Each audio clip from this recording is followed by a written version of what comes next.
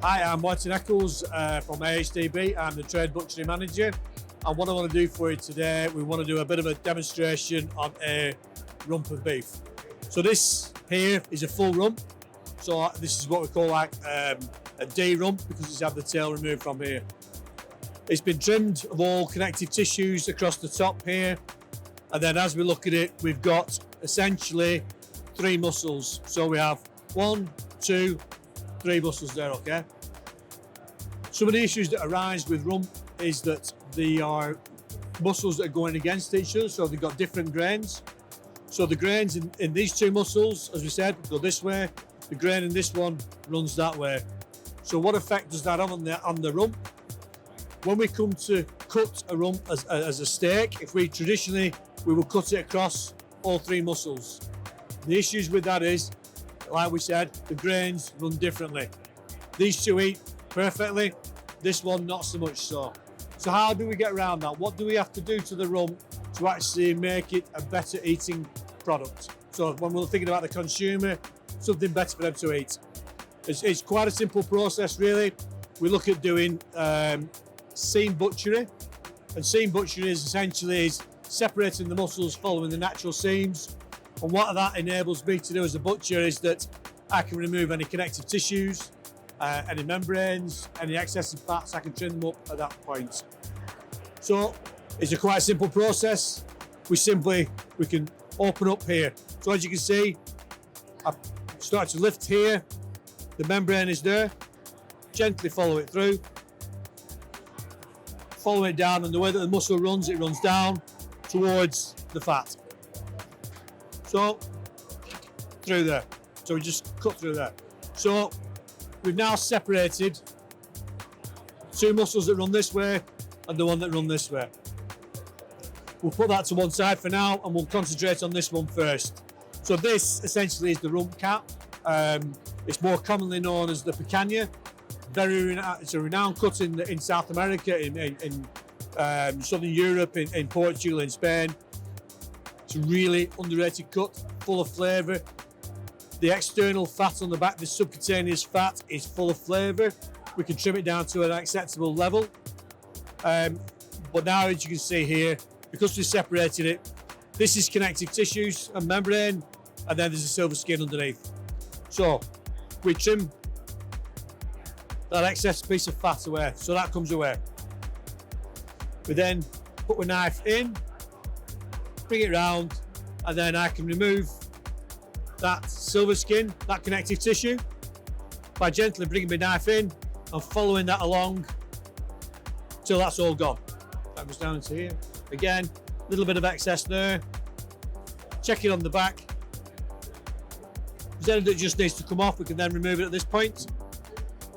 We'll turn it over, and we'll check for the fat level on the back. As we're looking at now, this is our class has been at an acceptable level. As we said before, with this one here, the grain in this one runs that way. So when we took it off, that was the way that it was going to cut. So we take it off, so we can now turn it, so the grains are run this way, and we can cut it into steaks. We'll trim the first one away, and then cut through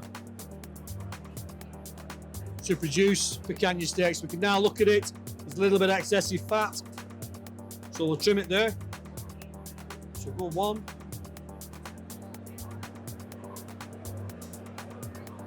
2. Again, as we get a little bit further in, it becomes nice to a nice acceptable level of fat. We could have left it as a piece.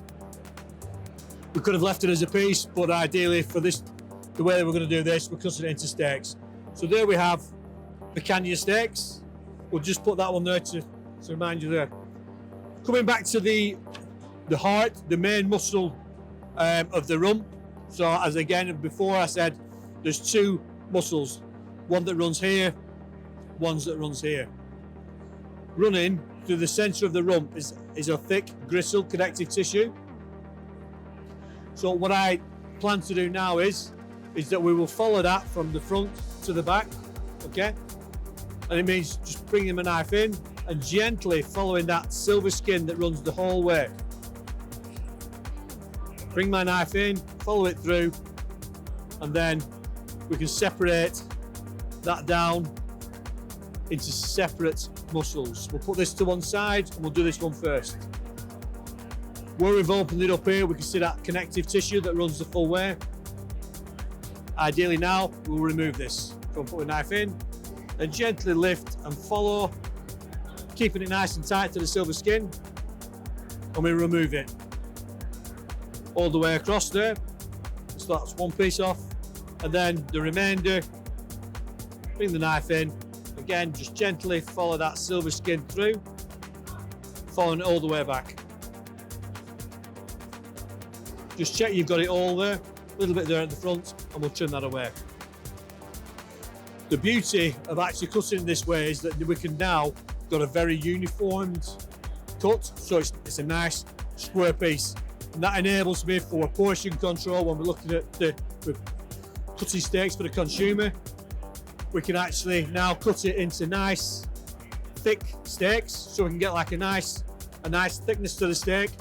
The beauty of that is we give control to the chef, so he now has the ability to cut a nice medium rare steak if that's how the consumer wants it.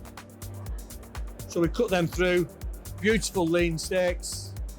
We've removed that connective tissue, so we've removed any negatives that were in that cut. So there we have prime rump steaks, picanha steaks, or a picanha piece.